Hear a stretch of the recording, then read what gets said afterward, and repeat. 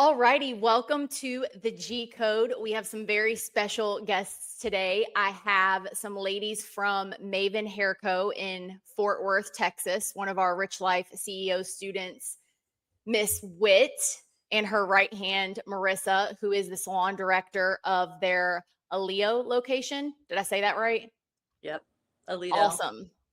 So a quick thing before we kind of get into this, because I always like to establish authority before we kind of get into the conversation. And I think this is one of the cooler authorities that we've ever had.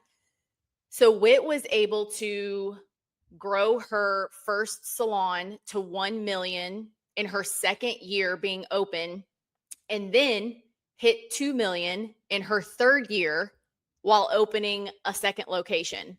I mean, we need to take a second for that because I mean, that is just the coolest thing in the world. And I don't want to mull over what you said was your biggest flex, which was you have a team that works really well together and doesn't rely on you for everything, which makes the first two statements of what I said even cooler, because you would think to hit 1 million in your second year, hit 2 million in your third year while opening that second location, that you are just required for everything, because most salon owners find themselves being required for everything. So Whit, my first question that I kind of want to start this off with is, how did you make that happen? Well, thankfully, ever since I started salon ownership, I went straight to the people who knew more than I did. So I've had coaching and consulting since day one. I've been all over the map with different coaching and consulting companies, but I've been with PIP now for 2 years, and that's been a huge catalyst. But I knew going into salon ownership that I did not want to be the glue that held everything together. The salon owners that I knew before I went into salon ownership weren't happy. They thought they were like babysitting adults all the time. They didn't feel like they loved their job. And so it never appealed to me as a job description or a role that I wanted.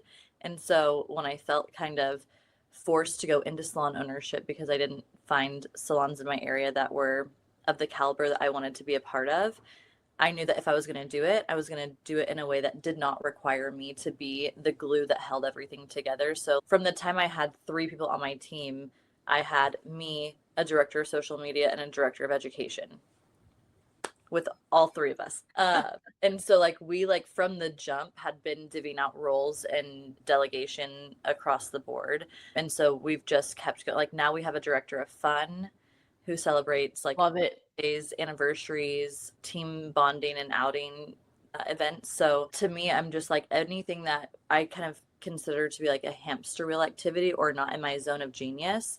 I try to look at my team's gifts and talents and see where I can bring somebody up into that role that really lets them excel and have some ownership over what we do day to day. Was it hard, or has it been hard letting go of some of the control? I do find when I talk to my friends who are in the industry, they really struggle with control.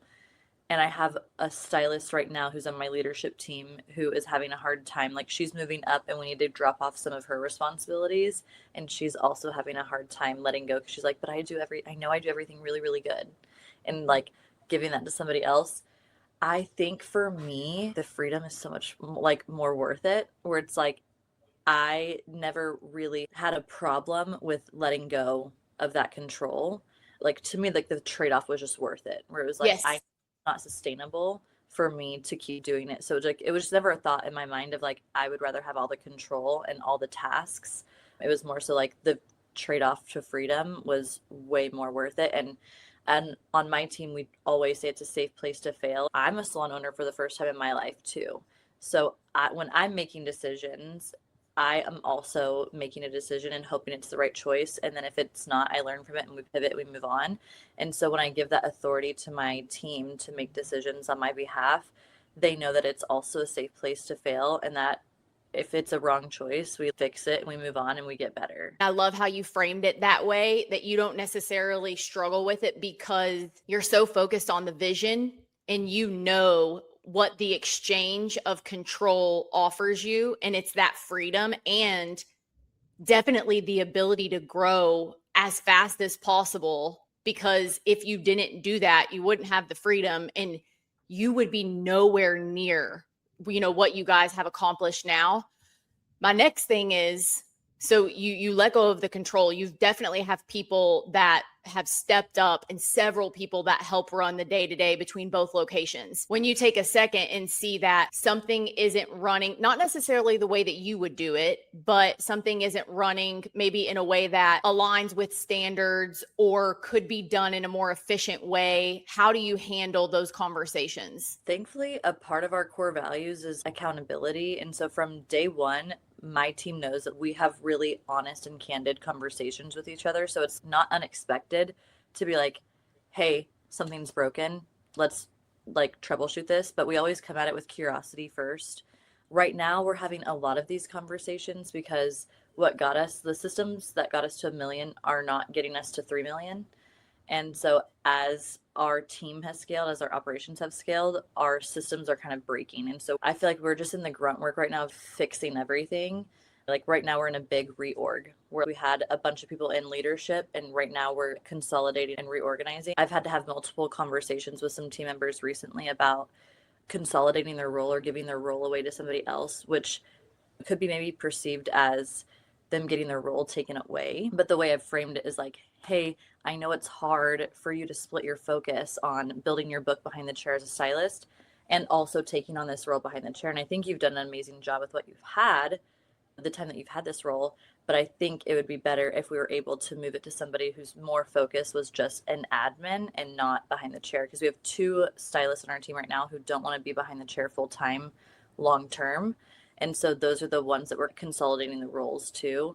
And so that is the type of conversation I have with them when it's like hard or things are broken. And it's more so just for the betterment of the team and the efficiency of the team or the guest experience. And every time we have a hard conversation, we always bring it back to our core values and our mission and not make it about them. And it tends to go really well. I don't think we've had I think everybody's excited. And I think that we've just established a lot of trust with the team. And so if we have a vision or a direction that we're moving in, I think we've got like I joke around sometimes. And I'm like, if I told everybody we're going to start selling lemonade at the front desk, like they'd be down because they've got so much. They've got so much trust. Yeah, we are building this. They'll be like, all right, let's do it. Love it. Love it. Helped me with those kind of conversations, which is a book she recommended and I want to plug, is Radical Candor. If you haven't read Radical Candor, it just frames it. It makes your mindset shift about it. Which is required reading for all of our leadership team is Radical Candor. Is that Kim Scott? Mm-hmm. Yeah. Yes. Such a good one. I love that. So Marissa, from your point of view, what else would you add onto other than what Whit has said with growing and, consolidating roles, having those difficult conversations? Because like she said, what got you guys to 1 million isn't what's going to get you to 3 million. What's your perspective on that and how you help communicate that stuff with the team? I am a big organization girl. Organization matters so much to me. So I feel like I bring that to the table where it's like she has all these huge, big ideas. And I'm like, oh my God, that's amazing. Now let's put it in a spreadsheet and plan it out. You're her Sam. That is my Sam for me. And then the tough conversations was really hard when I first came into the role for sure. But I think it's just doing it. You can sit here and read Radical Candor. You can listen to podcasts about tough conversations, but just practicing it, even with the smallest things like, hey girl, your hair's sticking up right here. That's Radical Candor. It's such a small one, but building up slowly to those tough conversations. And I think I have it a little easy because all of our girls are really respectful here and they're okay with hearing it. They're not going to be mad about it. They actually want to be held accountable. I think that comes back to your leadership, both of you, because I was thinking as you guys were talking about this, like how willing, Whitney, you are to be coached. You just come to the table not only willing, but like ready and expectant of coaching. And I think that is how you are with your entire team. And so like it doesn't feel like you're a deity sitting on a throne that has all the answers, right? It's like a collaboration with your team, with me, with everyone that you're coming in contact with about the business. Yeah, we try to say we're a salon built by hairstylists for hairstylists. Mm-hmm. That way it never feels like it's like a top down situation where it's like, hey, all ideas are welcome and I'm not perfect and Marissa's not perfect and you're not perfect, but it's okay because as long as we're all respectful and holding ourselves accountable, like we're going to do the best that we can. I love this. And Whit, in your one thing that you had mentioned with what's something that you're really passionate about, you had put in your form culture and systems. Let's talk first about culture, because I'm sure that's going to bleed over into the systems. How many team members do you have roughly at both locations right now? Right now we have 34 total team members. 34. Okay. And you just celebrated your third year being opened a few months ago, right? Okay. So third year. Insane. Love it. To do that and grow so quickly where stuff is changing all the time, there has to be a very fluid thread running through the culture where everybody understands that. They understand that we're not going to have clarity at all times. And this is what it looks like to be a part of a company that is going the places that Maven is going. So how does that messaging stay constant in your all's culture? Because if it doesn't, then you start hitting way more roadblocks with the team of frustrations like everything is always changing around here. Like we can't ever find anything, or this is always a mess, or whatever it is. So how do you guys make sure that that stays like at the forefront of the culture? So the first thing that comes to mind when you talk about that is we have a policy for no gossip, drama, or complaining. And that what like some of the verbiage you just used sounded a lot like complaining to me. Mm-hmm. And so we just wouldn't tolerate any of that. And so we always tell, like it's consistently within the team and in our onboarding documents of like you go up the ladder. And we tell people like it makes a difference, even your body language. If you go in the back room and you're like, you know, like it's been a long day, or oh my God, I'm booked. So, you know, back to back, like we tell people even that those minute things can affect our culture. And so if there's something that you need to complain about, we're always open to receiving feedback, but it needs to go up the chain of command. And so nipping that in the bud as far as like complaining, I think makes a huge difference. And then the other thing that came to mind was I felt like we did struggle with our culture in the beginning. And I think it was because we weren't super clear on our identity, even though we had really great intentions from the beginning. Mm-hmm. We weren't super clear. I think in the beginning I was like, well, if you want to take a chance on me, I'll take a chance on you. And like we'll just kind of hire anybody who's interested. And so we definitely had to weed through that. And I felt like once we hit our stride is when our core 5 people, like our top 5 people in seniority, when those people were all in lockstep of like, this is the mission, this is what we do. These are like my ride or die people who know exactly what it's like to be a Maven. Once we had that top 5 people, anybody else who came in was immediately weeded out, whether it was like people are calling on them and be like, hey, I don't think that's a good fit, or them themselves are like, I don't belong here. It's too much. Yeah. That's Have you had that? Have you experienced that? Oh, we're usually too much for most people, and that's okay. I'm like, we're not, we want to be the top 10% of hairstylists. So if you think about the 90% of the people that apply, we're probably going to be too much for. So we try to make that really clear during the hiring process of like, hey, we do a lot. We have a weekly spreadsheet that you'll fill out. We're going to go over almost all of your numbers and metrics. Monthly meetings, monthly classes. And I always feel like if you're here to do some hair and go home, this is not the salon for you. And that's okay. I always like no shame there. Like there's different strokes for different folks, but like for us, we want to be the top 10% of hairstylists, and that doesn't happen by chance. Typically, if somebody doesn't work out, it's because it was just too much of the outside responsibilities that come with being a Maven, which is fine. I always say there's not like a toxic salon or a healthy salon. It's just a value mismatch. And I think some people that leave salons and call them toxic it's not necessarily because they're toxic, but it is like a misalignment of values. Like for us, pushing somebody to grow and be uncomfortable, that's something that we repeat a lot, is like growth happens outside of the comfort zone. So if you're uncomfortable, that's good, you're growing. And if you're comfortable, you're being stagnant. And so that much growth and pushing somebody to be outside of their comfort zone could feel toxic to somebody. Totally. And that's okay. They're just not for us. Like you don't have to be the top 10% of hairstylists, but I always compare it to like the summer body. Like how many people want a hot summer body?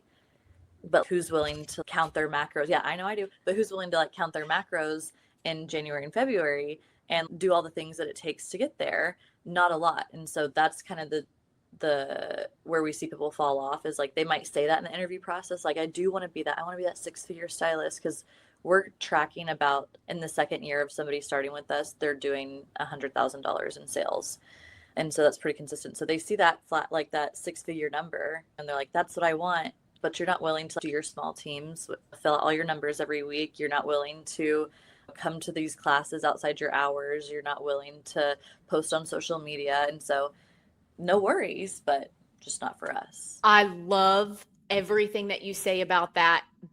The thing that stands out to me most is how you guys are so sure in who you are as a company and what the vision is and what the mission is, that despite the majority of people saying, oh, this is too much, it doesn't stick on you to where you would then question what you're doing. I mean, that is by far my biggest takeaway, because most salon owners that would dare to go the path that you guys are on, it sounds really fun. And you're listening to this podcast and it's like, hell yeah. Yeah, that's what I want. But then again, it's like, but do you understand how much flack you guys probably get from that? Whether it's right there in the salon or after somebody leaves and, you know, there's just murmurings like that happens, especially when you are so clear of, we want to be the top 10%. And so it's fascinating to me that you are so clear in that despite how many people, where it's Maven is not for 90% of the people, you are still very clear and committed to the path that you guys are on. I mean, that is so cool. I think that is one of my strong suits, and I urge salon owners to, you are the captain of the ship. And so the strong suit is got to be the vision and leading. And so for me, I've watched other people and friends in the industry have a hard time stepping out of the hairstylist role, and they get trapped behind the chair, and that's where things start to break. And so if you can work on being the visionary, the person setting that course for people, that's where you really see a lot of that success. But a lot of it comes with the internal work on yourself. If you're not sure, if you're listening to outside opinions and letting that affect you, there's probably more deeper internal work that you need to do to make you sure of yourself and your direction.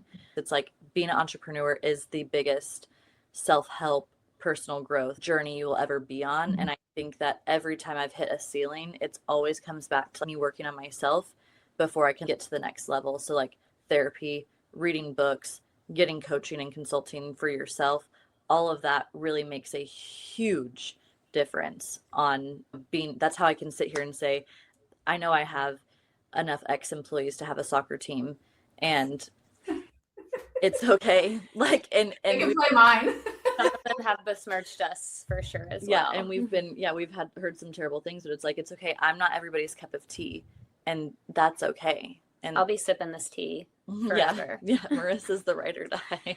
Because I just know for me, like coming in with Whitney, when I very first started, I had a salon before and they didn't have a vision or a clear set of goals. And I just felt very stagnant. But like, since the first day I met her, Maven wasn't even a thing. She still had a vision and she was so sure of herself, and she's just grown even more since then. And it's just nice to have somebody that's sure of themselves. If I was following somebody who was like, well, I don't know, like, should we do that? It's like, okay, I don't know, babe, you're in charge. What do you think? And Marissa, that made me think, when Whit was actually talking, and then you kind of just touched on it, has there ever been something where Whit was unsure or scared? Maybe it was unsure, but the underlying, feeling was a little bit of fear, that you helped her or remind her of the vision. Is there anything that you guys can think of where you were that support for her? I would say mainly when it does come to the ex-employee situation, she has a big heart.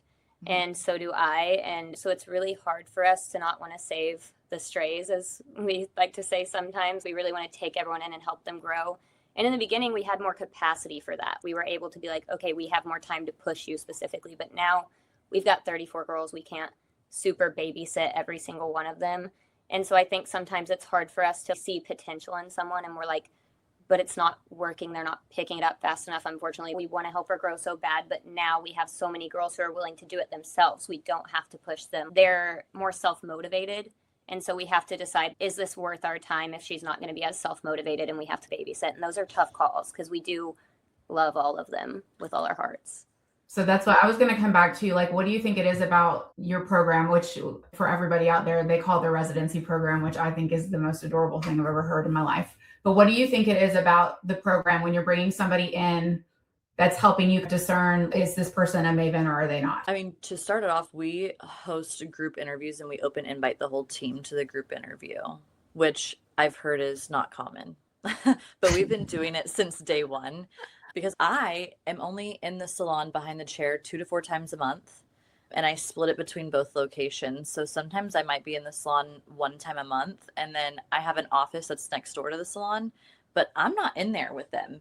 And so why would I make the decision that affects them on a day-to-day basis without asking their input? And that was something that I picked up on the last question was like, I have a clear vision long term, but on some of these day-to-day decisions, I do definitely rely on the team to support in that decision making because a lot of it has more of an impact on them. And like I said earlier, like this is a salon built by hairstylists for hairstylists. And so I want them to feel like their impact and their opinion matters and they have say so in how we do things. And I think the thing I definitely struggle on is saving the strays. And I definitely will lean on and be like, oh my gosh, I was your first strays, and then I turned out so well, so it's hard to not be like, well, this could be a Marissa, though. Yeah, if we worked on like a couple years.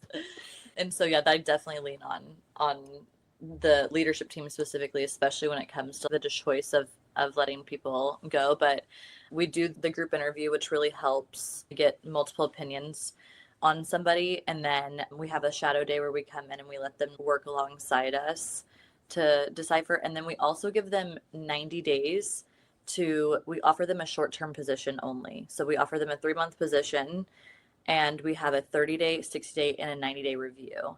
So at the 30-day, the whole team is given out a survey, anonymous survey on the new person. And so they rate them on stuff. So at 30 days, we're able to have a meeting with the new stylist or resident and say like, hey, this is some of the feedback we got. And we try to make sure that that feedback is not a surprise. Like I just had this conversation with somebody last week where we had a good bit of feedback for them, but none of it was new news because it was all addressed to them, that person, that day that it happened. So it wasn't like we're waiting for a review to tell you everything. It was like, hey, I know that you were late this day, you were out of dress code, they sent you home on this day, all of this happened, but you were told about it. So I'm just wrapping this up of like, this is what we need to see improvement on over the next 30 days to be able to offer you the long-term position. And so I think that helps get that feedback loop going quicker on the new person. And then also when we do let them go, I hope by doing it that way, there's less bad blood because it's not a blind side and it's not we just didn't like you. It's a very clear, we have this review, this is what we need to see change. And we've actually had some like ex-employees like still follow us and cheer us on online. And like I've given one a book recommendation and then he sent me the next week. He's like, I got the book and I'm reading it. And, he's like, I want to reapply. Like sometimes we'll tell them if you improve on these things or get some more experience, like definitely reapply. Doors always open. What would you all say is the rough percentage of people that are offered the short-term position, but then they're also offered the long-term position? Heather, that's actually a great metric to like really figure out. That's something that's on my list to like track a little bit better. That's part of my 1 million to 3 million fix my stuff is really track some of those macro numbers. Whereas before it's like, well, we hire 5 people a year, so it's very easy. Now it's like, okay, now that we're hiring 10 people at a time, it's like, these are some good numbers, but I would say we're probably at a 75%. That's what I was going to say too. Makes it through because we're pretty good about being super upfront. I think because of our online presence, we've had a really good inflow of stylists who are applying. So do you think that's what it's from, your online presence? I do think it's our online presence because our Instagram, we make it to where it is not the backs of people's heads. And almost every time we have an applicant in for an interview, we ask them why they chose us. And they said, it looks like you guys really like each other online. And it's because we make silly, funny videos together. And so we have a big, wide net when we cast. And so because of that, we've had, in the entirety that we've been Maven, I think we've had over 600 applicants, like something crazy. Oh, that's incredible. Over Like, 3 years. We have like 5 phone interviews just next week. So it just is a constant inflow of new talent. And so we had to add some friction into our funnel to like weed people out sooner. So we've added a good bit of friction. And one of the things is like a VSL, but for those who don't know that language, is a video sales letter for basically our application process. So I filmed a Loom and I just said, like, this is how our program works. This is who we are. This is what we represent and we stand for. And this is why I give a little bit of my backstory of, like, I was a hairstylist at a salon that didn't have good culture and didn't have long-term growth opportunities. And that's why I started Maven. And so I give a little bit of background into the pay, everything's super transparent, like right from the jump. So if that is not something that they are interested in, they don't waste our time or their time, and they can like get out of our funnel. I think it also helps too, because if they come in for the interview and we maybe ask them a question that she went over in the video and they're like, well, what's that about? We're like, right, so you didn't watch the video. Good to know. And she did make it to where now, instead of us reaching out and booking the interview in person, they have to reach out to us. So it kind of weeds out those who aren't like really into it. Brilliant. It cuts your all's work and it puts the people that have the most initiative right in front of you guys. And you're at a spot, because some people will hear that and be like, oh, I'm going to do that. And I'm like, well, if you have 5 applicants every quarter, that's probably, not the best thing. No friction. And that's kind of where we're at with our Alito one. We are trying to get more stylists in there because our Fort Worth one has been open way longer. It's very poppin'. So like, if we do need to reach back out to applicants there, we will, because we're trying to staff that one more right now. So that's the one thing that I was going to ask is, you say that the most of your applicants are coming from social media. And I know that a lot of salon owners listening, they want to be in the position that you're in of, I want to have just 5 phone call interviews next week, and I want to have 600 applications in the next 3 months. If you could, you already mentioned one, like not showing only the back of people's heads. And then obviously their response is, it seems like the team really likes each other. What would be some direct advice that both of you guys would give to other salon owners for their social media, for the pure goal of getting people to want to work at their salon? I think that I could give you some actionable tips of like, find a trending reel or make a TikTok, but I truly think that the deeper root of it is actually have a place that people want to work at. Sorry, that's not like like most action. And then show that. But it's true. Like, it's like, if like I was talking to another friend in the industry and she was a salon owner and she was like, I hate my team. She's like, I don't even like to be around my team. And I was like, so how do you expect your clients and other people to join that team that you don't even like? And so I think the harder, it's kind of like, you could put a Band-Aid on the symptom. Like, you could make it look really cool on social media, but if you get these people in and it's not what you advertised, you're then going to bleed out. And so like, truly, instead of putting a Band-Aid over the symptom, like the root cause is go back, do the deeper work on your core values, work on your mission statement, be inspired yourself, be passionate yourself, and you will attract those people. And then all you have to do on social media is document that experience, because then you're just showing what's really under the hood. So good. So good. And one of the things that you had said was like a belief that you used to have that you don't have anymore. And that was how salons weren't profitable and salons couldn't necessarily make money. What is your stance on that now? This one was actually crazy, because I remember my first coach I ever had, one of the first conversations she had with me was, I hope you're not doing this to make money, because salons just don't make any money. And they're like restaurants. You can make 5%, maybe 10%. Like the salons we coach can like maybe get up to 10%. And I was like, okay, well, like, good thing I'm not really in it for the money. I was like, I really am in this because I felt like there was a hole in the market and there wasn't a good salon that I wanted to work at, like as a hairstylist. So I thought I could just build one that was better. That was truly what got me into it. So I was like, well, okay, I'm on that. I'm willing to do the charity work here. Okay. Like up for the first like couple years, because I started Maven 3 years ago, but before that, I was in a suite and I was building a team inside of a suite for a few years. And so for that time, I knew that I was taking a pay cut. I could make more money as a booth rental independent stylist than I could trying to grow this team in here. And so I was like, it's okay. I'm on the straight and narrow. I have my why. I've got my purpose. And then I met Erin, and she was like, no. She was like, you got to pay yourself and you need to feel like it's worth it and like you're accurately compensated. And I do think like for the woo woo people out there, like there is some sort of energetic exchange that needs to happen to keep you going and keep you moving to where you are accurately and well compensated for the time and energy that you are putting into something. And this year is the first year that I can say I officially am paying myself not just from my like stylist. Like I used to just pay myself as a hairstylist. And this year, me and Erin came up with a good plan of actually paying myself. I felt like I could see some resentment creeping up before then. Yes. And it was like, that's not a healthy place to lead from either. And so I had a lot of guilt around like paying myself because I've seen like hairstylists on TikTok throw shade at the salon owner from she's getting her new boobs and we're the ones working and paying for her new boobs, things like that.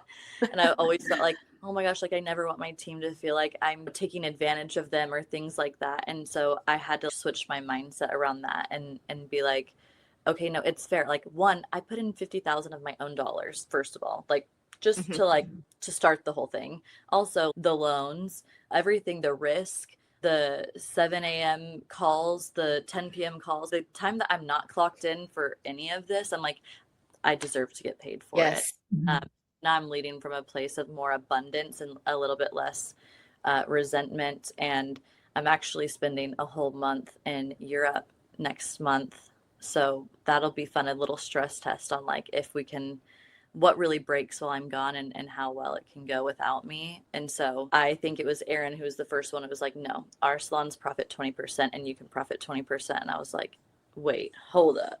I was like, wait, let me do some quick math here. I'm like, so we're doing, this 20. I was like, oh my God, like this is life changing. And so that was a pretty cool limiting belief that just completely was blown off for me from Pitt University.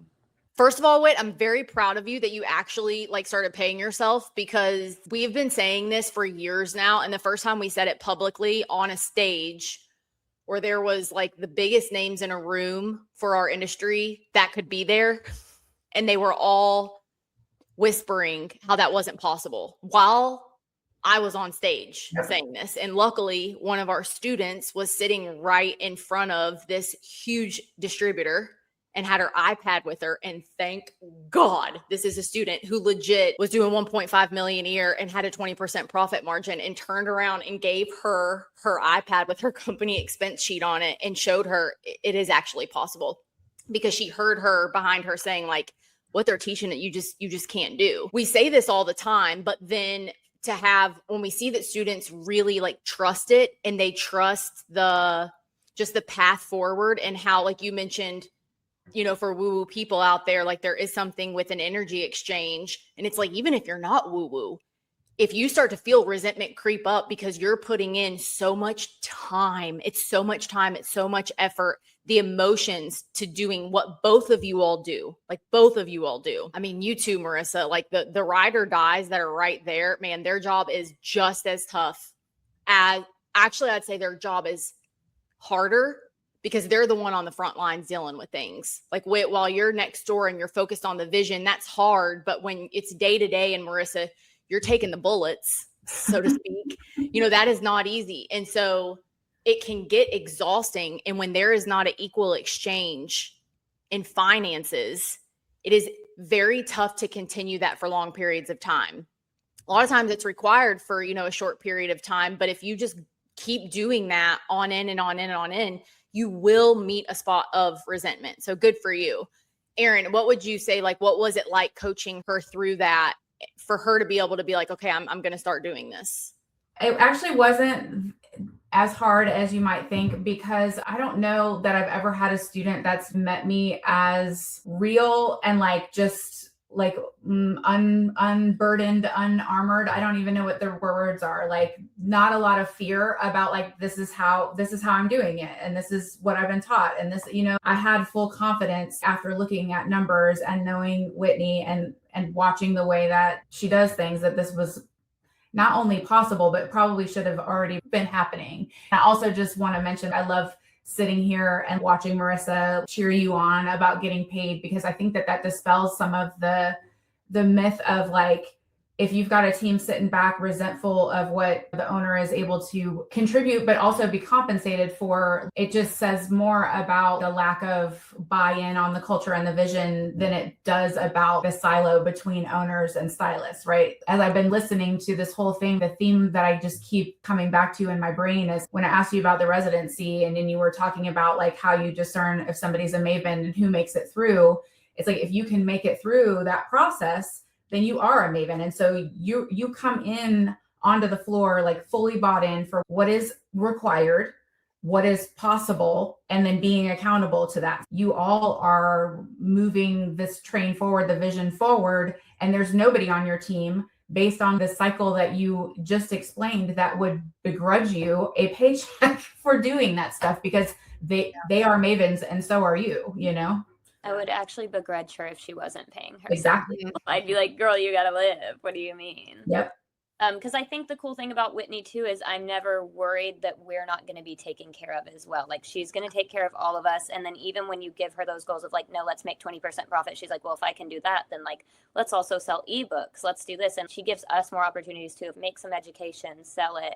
That's my next steps to make more money too. Like, she's never just thinking like what you told her. She's always thinking like a level above that. That's called trust. Like, that is trust. You don't have to ask questions. Because the questions are irrelevant. You don't need them because you have full trust in her intentions. And that, as an employee, is such a safe spot to be in. Like, that makes work really fun when your owner is like lightweight psycho. Okay. and then you're like, but she's very, very smart. She has stand-up integrity. She fully has her back. And it makes Whit's job so much easier because she's not having to always prove what her intentions are. Like what you just said, the bottom line is trust. And it is so beautiful that you guys have it. Something that I did to build that trust is, before I felt good about paying myself, I gave all of the hourly positions a raise first. And I was like, okay, if I can do that and still have margins, then like, as long as I'm taking, like, feeding them first, like the Leaders Eat Last book was really vital to me, is like, as long as I can feed them first and make sure that they feel like they've been well compensated. Or like, we do a team bonding trip every year. Love and them. They're incredible. They're incredible. We host a talent show every year. It is like my favorite. It is my favorite event of the year for sure. And so every year they get more and more intense. So it's like, if we're making money and we have good money for the salon and I can pay myself, we can do cooler things. Like we rented had like out a fog machine this year. Yeah, for the talent show, we had a fog machine and lights, and we rented out a whole summer camp and had everybody stay the night. We did team bonding activities. I think that's also building the trust, is like showing them of like, yeah, I'm paying myself, but not at the expense of y'all. I made sure y'all were taken care of first before I then decided to start paying myself back for everything that I've done. Very cool. Very cool. And it's not even that you have to do that. It's not even because you deserve to pay yourself even before that. But it's like, when they can see that, when they can see it being done, it establishes that trust even more. And when you know that it's something that makes you feel a certain way about paying yourself, then albeit, because number one, trust is what is so important in this. But number two, you have to feel good about paying yourself also, because if not, and you feel guilty about it, it's the same thing as not paying yourself. Yeah. Really quick, Marissa, because I'm sure a lot of owners are wondering, what is a day-to-day, an average day-to-day for you in the salon? Like, what are the things that you work on? What do you do? Right now, since we opened up our Lido location, it's a little bit more expansive because when we get stylists in there, we'll give them more of the easy, like, okay, you do the green circle cycling, you do the inventory, you do the, what are some other ones? Like household inventory, Yeah. back bar inventory. Those will be kind of the first ones, like off her plate once we have a staff over there. So right now she's doing all of it. Yeah. Yeah. At Alito. But then once that's done, I've been here for so long, and her goal is like she wants partners in this eventually, but she wants them to dip their toes in everything before they just become a partner. So I've done a little bit of everything, but my big passion is definitely the guest experience. I love going in and making sure their consult is the fullest that it needs to be. I love, for lack of better term, selling retail, because I don't believe it's selling. I believe it's helping them. And I love helping the girls. I like to be a hero, is what I told Whitney the other day. I like to come in and like save the day as often as I can. So anything that requires saving the day, I'm there. And are you on the desk at all? Not the front desk team yet. I think eventually we will maybe possibly add me to it. I'm more like one of the front desk leaders that like I go to the leadership guest happiness team meetings and I see what we need to do to make things better, or sometimes we're stepping away from it and want to do more video training to make things more efficient. But I'll do like one-on-ones with the girls if they're struggling with like selling retail, ABEs, consults, adjustments, things like that. So you have your license. Yes. And so when you're in there, you're in the salon and you're just like, do you have an office there? Are you out on the floor the majority of the day? So we're switching it a little bit. Right now I was behind the chair Sunday, Tuesday, Wednesday, and then my admin office day was Monday, and I'd be either here if Whitney needed me or at Alito and like doing things, and the girls could pull me if they need me to like help them finish a blow dry because their next guest is there, they need formula help, things like that. And then we're just taking away my Sundays starting in July, and I'm going to do Monday through Thursday, Tuesday and Wednesday still behind the chair, Monday and Thursday is admin, because I don't want to necessarily be one of those salon directors that it's like, oh well, she hasn't done hair in 20 years, so don't go for her advice. So are you excited for the 2 days off, like, and not in the 2 days on? Yeah, I'm super, super passionate about the behind the scenes work. So I'm excited to have more time to dedicate to it. Yeah, the team is going to love that. They're going to love you being there and not being with guests so they can have you to themselves, which then presents another problem of not relying on Marissa. But then it's nice because you're not trying to divide. It's just like an owner, honestly. You're not trying to divide your time between being with a guest and then seeing what's really going on to make us run more efficiently. And I will say one of Marissa's strong suits, like when we've had people exit in the past, it cracks me up. I'm like, I don't know what it is about Marissa. Maybe she just like, I don't know, like farts rainbows or something. But this woman, they will all unfollow me on social media or be mad at me. Never Marissa. They'll no like matter send what. me an exit text of like, thank you for everything you did. And I'm like, that's crazy because I couldn't have done any of that without her help. So that's why I'm like, from like, since I started noticing that pattern, I was like, oh, Marissa is a great person to have in this role because she's able to give a lot of that feedback and she just has strengths in other places where I don't. And so we kind of complement each other in that way. And so she's really good on the people side of things. Love that. That is such an asset. And with a lot of owners can relate to that. A lot. it's really tough for me because obviously I still am respectful and I message them back and I'm like, appreciate it. I'm glad I could help you. But it also hurts my heart because I'm like, I wouldn't be where I am in order to help you without her. And like, she did care about you too. Like just because it didn't work out doesn't mean she didn't. It's the thing that we signed up for. It's the price we get to pay and it's worth it. Yeah, gotta let it roll off, man. I'm like, all right, whatever. You know, something that really helped me that somebody told me, I wish I could give them credit, but it was like the first people that I had leave where it like really just like tore me up was like, you can plant the seeds, but you don't always get to watch the tree grow. And I was like, you know, my job is to raise the bar in the beauty industry. And so if I'm planting seeds and I don't get to watch them grow, that's okay. I still accomplished my mission. I'm so glad that you said that because that was going to be the thing that I was going to end on. You mentioned something and I was like, gosh, that is so, so good. And so much easier said than done, where when you had your first couple people leave, how it hurt really bad, but how it also taught you a lesson of your identity and what you get to do for yourself. So when people do leave or go out on their own, it doesn't hurt as bad. So can you touch a little bit on that? Oh yeah, for sure. One instance in particular where two girls left at the same time and they left overnight and they came in. It just was like, it just super blindside caught us by surprise. And it was back when our team was like maybe 10 people. Yeah, 7. It was pretty small. So to have 2 leave and then they were friends with 2 that stayed. And then shortly thereafter, those 2 also ended up leaving. That was half of our team decimated in a disrespectful way. The way they left was so disrespectful. And the message they sent, I mean, it was earth shattering. I mean, it was one of those where your heart is like pulsing. I mean, you just like all the blood's out of your face. It was just terrible. And what I realized from that was like, I felt like I put so much into them and I was like, I did so much. And then I'm like, they never asked me to do it. They didn't sign up for that, And so that's when I started, like, I was still in that grind mode of like the beginning of building the salon where I was like, all the things in my life were on the sidelines and every bit of my focus and energy was into the business. And when those 2 people left and I had that realization of like, oh, they never asked me to do that. And so I can't be mad at them. And instead, I should take care of myself.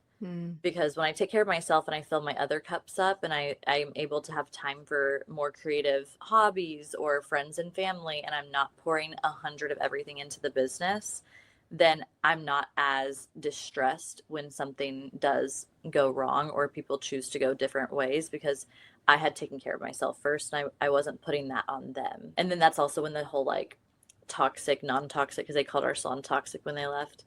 Because we were kind of pushing them to be like pushing them probably pretty hard because that's just what we do here. And we're toxic too. Don't worry. They felt like it was too much. So that's one of those instances where it's like, oh, we realize like it doesn't make us toxic, even though it felt like hurt in the heart. It just means like that wasn't for them. Mm-hmm. And we get to be better about siphoning that out before it gets deep into the company. That was my big realization of filling up my cup first and making sure I was well taken care of. And that goes back to paying yourself, doing all these things so that the resentment doesn't creep up and that you're less affected when something does shift on the team. And I'm really, really hoping that we can be a part of the change in the industry of not burning bridges when people leave. Like, we can just be respectful and say we're not for everybody, and things happen. Since that whole like mass exodus happened, we've really not had turnover except for people that had like family or life changes where they've decided to start a family and we're no longer going to do hair or moved out of town, things like that, because we've really gotten it down of like, this is what it is to be a Maven, and if you're not that, no worries, you're free to go. I'm hoping that we can be a good part of that change of like, we don't have to leave in the night and be blocked on everything for leaving the salon. Can we just please have a respectful way? So I put together like an exit agreement for my team in their handbook of, if you want to respectfully leave, this is what you do. And if you follow these things, I will send a mass text message out to all of your clients with your information of where you're going. And we don't own the clients, you don't own the clients. The clients are going to choose for themselves. This is I've outlined it for them of like, this is how you leave respectfully, and like, just let us know and we can make an exit plan instead of a overnight grab your stuff at 2 a.m. And there's no playbook for it. Nobody knows, so now that if they see that exit plan, they know this is what I can expect when I leave respectfully. Exactly.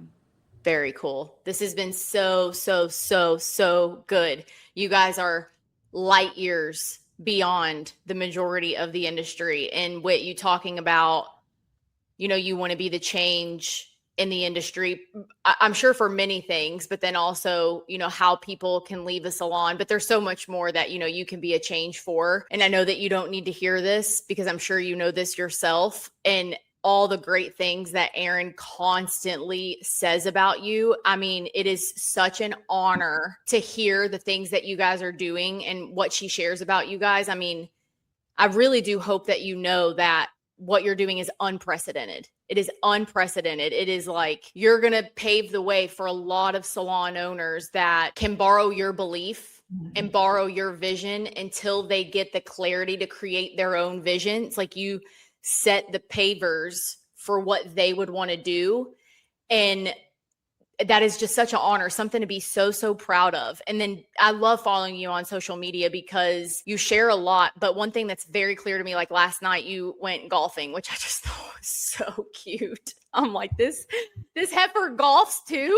Like, what does she I don't not know if we do? did very well, but we tried. But I'm like, you're so like such a boss and such a little baddie when it comes to business, but you like to play. Like you love to play just as much.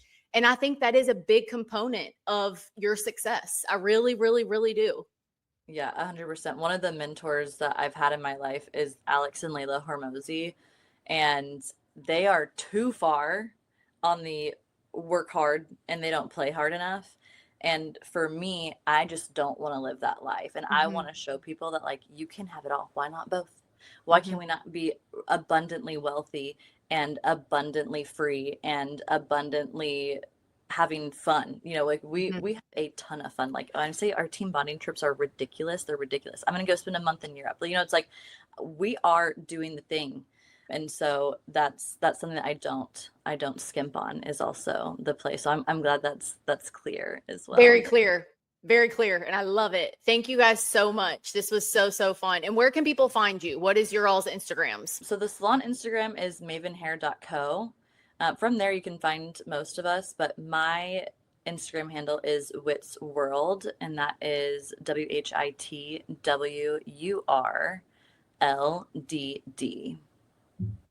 And Marissa?